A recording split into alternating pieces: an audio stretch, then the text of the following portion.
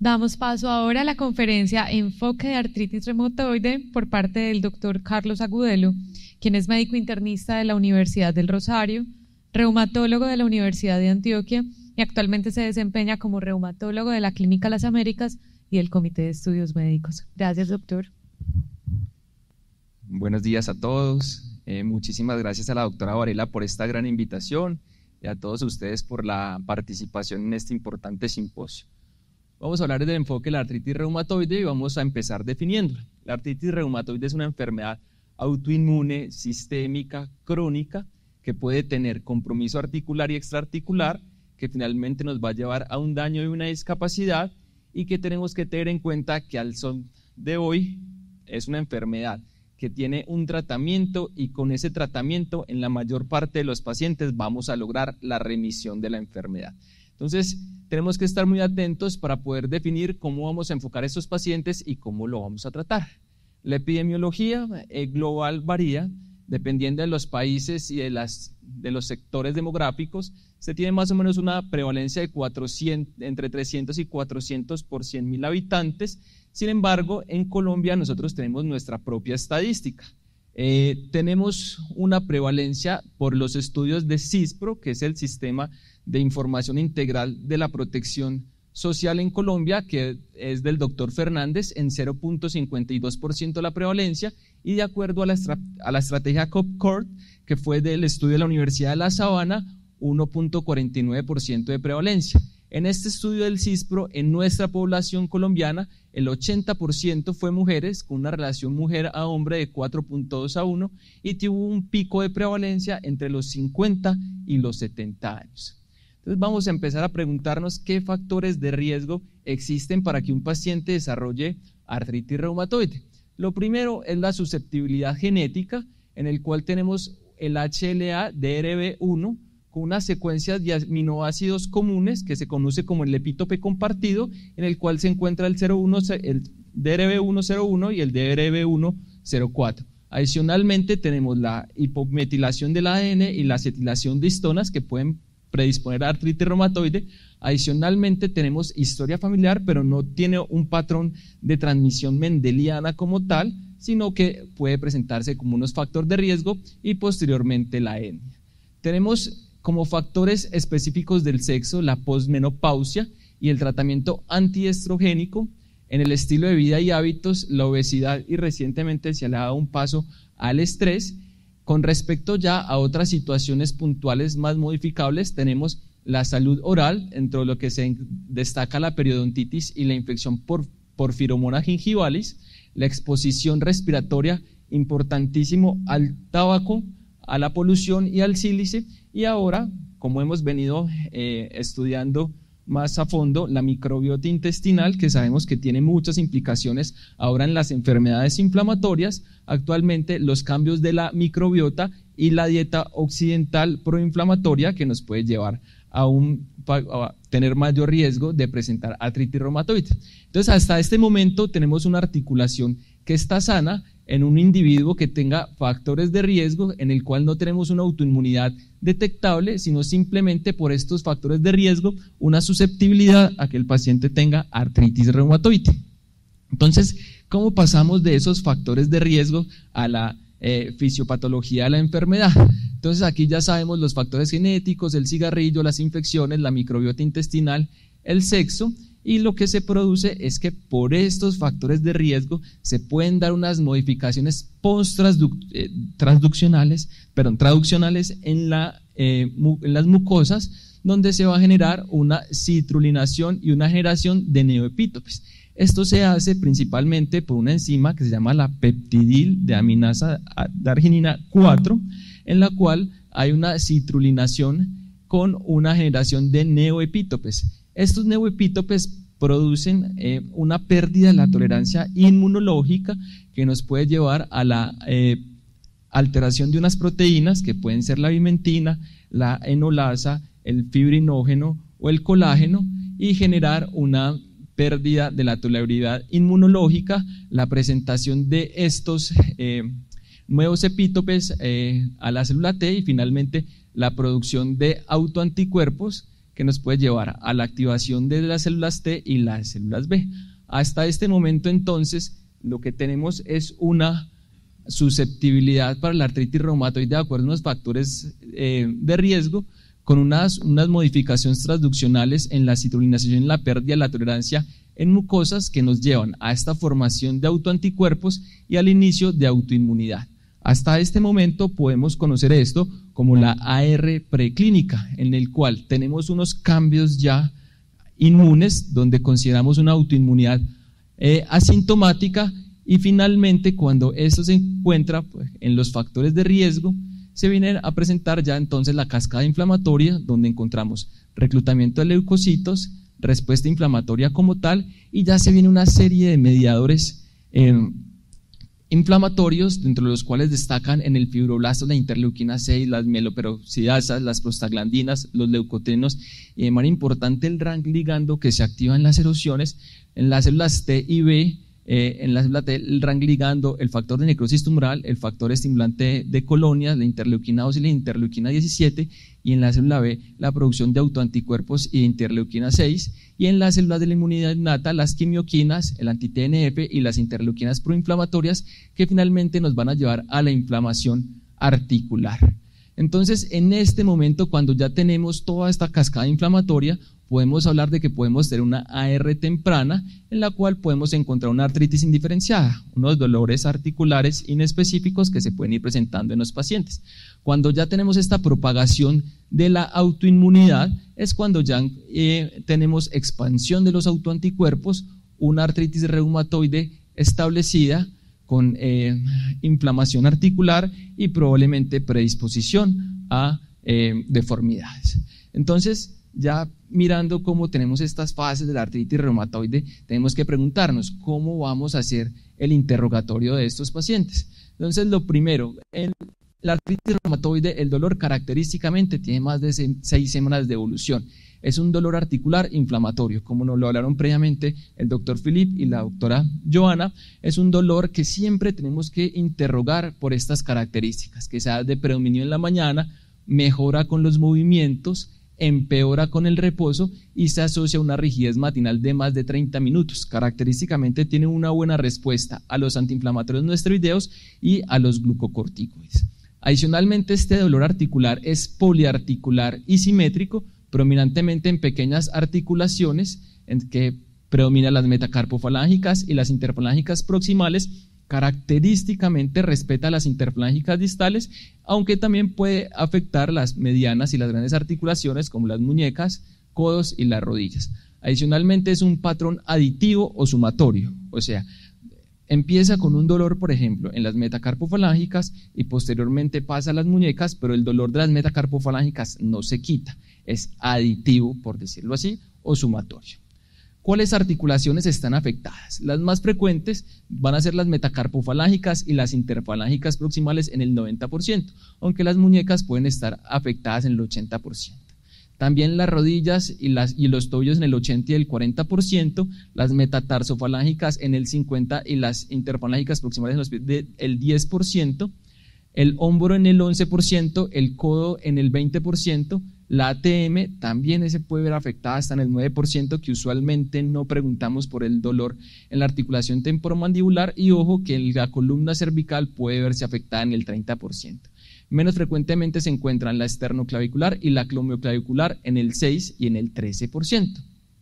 ¿Qué tenemos que preguntar en estos pacientes a la revisión por sistemas? Siempre tenemos que una revisión por sistemas muy acuciosa, pues aquí vienen los diagnósticos diferenciales y las manifestaciones extraarticulares. Entonces, lo primero que tenemos que preguntarles al paciente es si ha perdido peso o si ha tenido fiebre, si ha tenido ojo rojo, para preguntar por la manifestación de escleritis o epiescleritis en la artritis reumatoide o por el diagnóstico diferencial en las espondiloartropatías. Si ha tenido síntomas cardíacos, ha tenido taquicardia, dolor torácico, síntomas de bajo gasto, si ha tenido compromiso pulmonar por el compromiso pulmonar que se puede presentar en la artritis reumatoide, cuyo compromiso principal es la neumonía intersticial usual. Adicionalmente, los síntomas genitourinarios, preguntar por orina espumosa más que todo para los diagnósticos diferenciales, porque el lupus también, el principal síntoma puede ser el dolor articular, los cambios gastrointestinales, si hay cambios en el sistema nervioso central y periférico, y adicionalmente si hay alteraciones en piel que nos lleven a pensar en un diagnóstico diferencial. ¿Qué debemos buscar en el examen físico? Entonces ya sabemos que las articulaciones inflamadas más frecuentemente son las interfalángicas proximales y las metacarpofalángicas. En este caso tenemos una paciente que tiene artritis en la quinta y en la tercera interfalángica proximal de manera bilateral. Esta otra paciente tiene artritis en la segunda y tercera metacarpofalángicas de manera bilateral y también, si lo vemos acá, en la muñeca. Aquí adicionalmente ya tiene algo de atrofia de interóseos y característicamente aquí, miren, tenemos unos nódulos reumatoides en las superficies extensoras o de presión. En las metatarsofalángicas no es tan frecuente ver artritis, pero les quiero mostrar el caso, por ejemplo, de esta paciente, donde teníamos aquí, en la imagen de pronto no se ve muy bien, pero aquí tenemos un edema de las articulaciones metatarsofalángicas o una artritis de las articulaciones metatarsofalángicas. Adicionalmente, en las rodillas, en el cual podemos evaluar la diferencia con esta, aquí hay calor y rubor, adicionalmente que se encuentra inflamada, y lo podemos evaluar muy sencillamente con el signo de la onda, en el cual barremos de este lado hacia superior, hacia cefálico, y posteriormente al lado contralateral de la rodilla vamos a intentar evaluar qué pasa con este surco que se forma acá y si se llena o no se llena, que es el signo de la onda. Cuando ya tenemos lastimosamente una artritis reumatoide establecida, lo que vamos a encontrar son principalmente deformidades. Esta deformidad es en los dedos en cuello de cisne. Lo interesante aquí es que esta paciente tiene las dos deformidades más típicas de la artritis reumatoide. Aquí tenemos una hiperflexión de las distales con extensión de las proximales, que se conoce como dedos en cuello de cisne, y lo contrario, que es la flexión de las proximales con la extensión de las distales, que es los dedos en botonera. Aquí adicionalmente podemos ver unos dedos en ráfago, con una desviación cubital de los dedos, atrofia de interóseos en pacientes que ya tienen una artritis reumatoide establecida. Nuevamente acá vemos la desviación cubital, los dedos en ráfaga. Nótese acá cómo encontramos artritis de todas las metacarpofalángicas y ya una subluxación de las mismas. Miren, por ejemplo, aquí esto ya es un caso que puede llegarnos a la consulta porque vienen muchos pacientes del campo que son, digámoslo así, que tienen una tolerancia muy alta para el dolor, pero que ya nos consultan con las deformidades típicas. Nuevamente, los dedos en cuello de cisne, como lo vemos acá, y los dedos en botonera. Aquí, por ejemplo, vemos ya como una ruptura de los tendones flexores y extensores de esta mano, generando la caída de los dedos de la mano.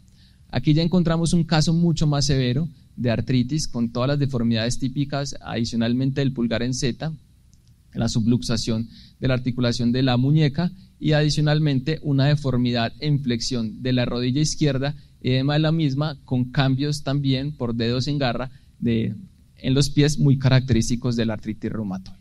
Entonces, ya pasando a las manifestaciones extraarticulares, podemos encontrar en diferentes porcentajes. Las más frecuentes pueden ser las manifestaciones mucocutáneas, que se pueden presentar en el 40%, dentro del cual destacan los nódulos reumatoides, la vasculitis reumatoide, la amiloidosis cutánea y el pioderma gangrenoso. Las oculares en el 27%, en el cual se encuentra la escleritis, la epiescleritis, las vasculitis retinianas y la escleromalacia performans. Adicionalmente, las manifestaciones pulmonares, donde destaca principalmente el derrame pleural, los nódulos pulmonares y la enfermedad pulmonar intersticial, donde lo más frecuente es encontrar neumonía intersticial usual, seguido de la neumonía intersticial no específica. Podemos encontrar también enfermedad de la vía aérea, nódulos reumatoides incluso en la vía aérea. Menos frecuentemente tenemos las manifestaciones cardíacas, que se presentan en el 1 al 4% con derrame pericárdico, pericarditis, renales en el 1% con glomerulonefritis, amiloidosis o nefritis intersticial, neurológicas en el 1% con mielopatía cervical y mononeuritis múltiples o una CIDP, y menos frecuentemente el síndrome de Felty, que lo encontramos del 0 al 5 al 1%, en el cual se manifiesta principalmente con neutropenia y esplenomegalia. Aquí tenemos unas imágenes de unos nódulos reumatoides en las superficies extensoras. También se puede presentar en las superficies de contacto, mírenlos acá, por ejemplo, en la articulación del codo y aquí en las interfalángicas proximales de manera bilateral. Y ese es un caso reciente que tuve de un paciente con una vasculitis reumatoide que se presenta más frecuentemente en hombres con una duración de la enfermedad mayor de 5 a 10 años asociado a factor reumatoide positivo y tabaquismo. Aquí podemos ver la libido racemosa, como nos contaba ahorita previamente la doctora Vázquez. Adicionalmente, una necrosis del quinto en este dedo y del primero bilateral. Era un paciente que ya tenía una vasculitis reumatoide bastante avanzada. Hay otras formas de debut de la enfermedad y es cuando tenemos un compromiso clínico sugestivo, o sea, un dolor articular inflamatorio, pero que no es el dolor poliarticular clásico. También podemos tener un inicio poliarticular abrupto que se presenta más que todo en los pacientes mayores de 60 años, en la artritis reumatoide de inicio tardío, que se produce el dolor poliarticular abrupto en menos de 2 semanas de evolución con artritis en varios grupos articulares. Podemos encontrar un inicio mono u oligoarticular. Adicionalmente, un inicio palindrómico que se conoce en algún momento cuando los pacientes tienen episodios de dolor que duran menos de 2 semanas, que son usualmente mono u oligoarticulares, que tienen un factor reumatoide positivo, pero que no todos van a progresar a artritis reumatoide, solo una minoría. Adicionalmente, tenemos el compromiso extraarticular, que es el más, digámoslo así, puede ser difícil de interpretar, en el cual tenemos alguna manifestación extraarticular, como por ejemplo una neumonía intersticial usual, y encontramos unos anticuerpos, un factor reumatoide positivo o unos anticuerpos anti-citrulina positivo. Entonces puede ser también el debut como un inicio extraarticular sin tener como tal el compromiso articular. ¿Cómo debemos diagnosticarlas? Entonces siempre tenemos que tener una probabilidad pretest para solicitar un laboratorio. En este momento tenemos que tener unas manifestaciones clínicas de artritis reumatoide y solicitar unas pruebas diagnósticas que debemos interpretar de una manera adecuada. Los laboratorios con los que diagnosticamos el síndrome de Sjögren, el síndrome de artritis reumatoide, usualmente está el factor reumatoide, que tiene una sensibilidad del 60 al 70%, una especificidad del 75%, pero tenemos que tener en cuenta que no es exclusivo de la artritis reumatoide. Se puede presentar en mujeres sanas mayores de 70 años entre el 10 y el 25%, pero hay otras enfermedades que lo pueden positivizar, dentro del cual se encuentra el síndrome de Sjögren, también puede estar positivo en las neoplasias y en la endocarditis. Adicionalmente, los anticuerpos anticitrulina, que tienen una sensibilidad del 80% y una especificidad del 90%, usualmente aparecen de forma temprana, como les explicaba previamente, en la R preclínica, y se puede presentar también como positivo en otras enfermedades como la tuberculosis. Esto es importantísimo y es que solo se solicitan una vez. El factor reumatoide y los anticuerpos anticitrulina no nos sirven para realizar el seguimiento. Una vez esté positivo, no es necesario repetirlo, a no ser que uno sospeche que sea un falso positivo, porque las características clínicas no le dan y tiene que pensar en otra enfermedad. Pero solo lo solicitamos una vez y no sirve como valor de seguimiento. Otros laboratorios que tenemos que solicitar fueron los que nos mencionó la doctora Varela en la primera conferencia: la proteína C reactiva, la eritrosedimentación, ALT, AST, uroanálisis, hemograma y creatinina. ¿Esto para qué? Esto nos ayuda a evaluar inicialmente diagnósticos diferenciales y adicionalmente nos ayuda a revisar cómo va el tratamiento de la enfermedad, si están disminuyendo los reactantes de fase aguda, o como en la artritis reumatoide el metotrexato es la primera línea de elección, necesitamos saber en qué empezamos, en qué ALT y AST lo empezamos, para evaluar si se presentan reacciones adversas, y adicionalmente a la creatinina, que es necesaria para iniciar el tratamiento DIMARD en estos pacientes. La radiología que tenemos que solicitar es una radiografía de manos comparativas, siempre debe ser comparativas, AP y oblicuas, al igual que una radiografía de pies. Podemos encontrar cambios tempranos de la artritis reumatoide por edema de tejidos blandos, como lo vemos acá, u osteopenia yuxtaarticular. Podemos encontrar algunas erosiones que se presentan en el área desnuda de la articulación, que es donde se inserta la membrana sinovial en el cartílago, como lo vemos acá en esta imagen o como lo vemos en esta otra. Observa que aquí encontramos en esta metacarpofalángica una pequeña erosión en este lugar y acá también. No queremos que los pacientes nos lleguen así. Estos son pacientes que ya tienen una enfermedad de base importante, donde ya encontramos erosiones en la mayor parte de los huesos del carpo, adicionalmente un colapso del carpo, una alteración en la radiocarpiana. Probablemente estos dedos están ya con alteración en los tendones flexores y extensores. Estos dos dedos ya están caídos, por eso los vemos de esta manera, y adicionalmente ya la anquilosis como tal del carpo. En los pies también podemos encontrar cambios tempranos, principalmente lo que vamos a buscar siempre es el quinto dedo, donde podemos encontrar en las metatarsofalángicas estas erosiones. Aquí también hay unas, pero que no se ven por nuevamente acá encontramos unos cambios ya erosivos en estas falanges, y acá una pérdida que usualmente es del espacio articular, que ya son cambios tardíos, que usualmente es simétrica. Nuevamente acá ya vamos a encontrar aquí completamente una subluxación de las metatarsofalángicas, o en una disminución de espacios importantísima en la articulación y la presencia de erosiones. ¿Cómo la clasificamos? Los criterios clasificatorios de ACR regular es con la que clasificamos la artritis reumatoide. Usualmente esos son criterios clasificatorios y no criterios diagnósticos, con lo que la mayor parte de nuestros pacientes podrían ingresar a un protocolo de investigación. Lo evaluamos dependiendo de los criterios del compromiso articular. Lo que más puntaje da es la presencia de artritis de más de 10 articulaciones, de los cuales al menos de una de ellas es pequeña, pero miren que lo que más puntaje da son las articulaciones pequeñas y lo que menos puntaje da son las articulaciones grandes. Adicionalmente, la duración de los síntomas, que inicialmente deben ser mayores a 6 semanas, esto es porque el diagnóstico diferencial se hace principalmente con las infecciones virales, y es por esto que se coloca que los pacientes deben tener una duración de síntomas al menos de 6 semanas. Sin embargo, hay pacientes que los podemos clasificar antes. Lo diagnosticamos adicionalmente con la serología, en el cual tenemos entonces la positividad para el factor reumatoide y los anticuerpos anticitrulinado. Miremos que dependiendo de las veces que esté por encima del límite superior normal, es en el momento donde más puntaje nos va a dar. Si tenemos las dos, el factor reumatoide y los anticuerpos anticitrulinado positivo que estén 3 veces más del límite superior normal, nos va a dar 3 puntos.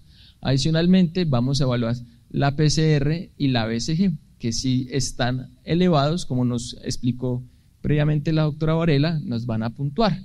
Clasifica si la sumatoria de los criterios nos da más de 6, y en este momento con esto tenemos una sensibilidad del 97% y una especificidad del 55%.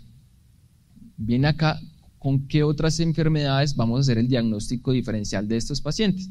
Entonces, el diagnóstico diferencial de estos pacientes, este es un paciente con artritis reumatoide que recordemos que tiene el compromiso en las interfalángicas proximales, metacarpofalángicas, carpo y muñecas.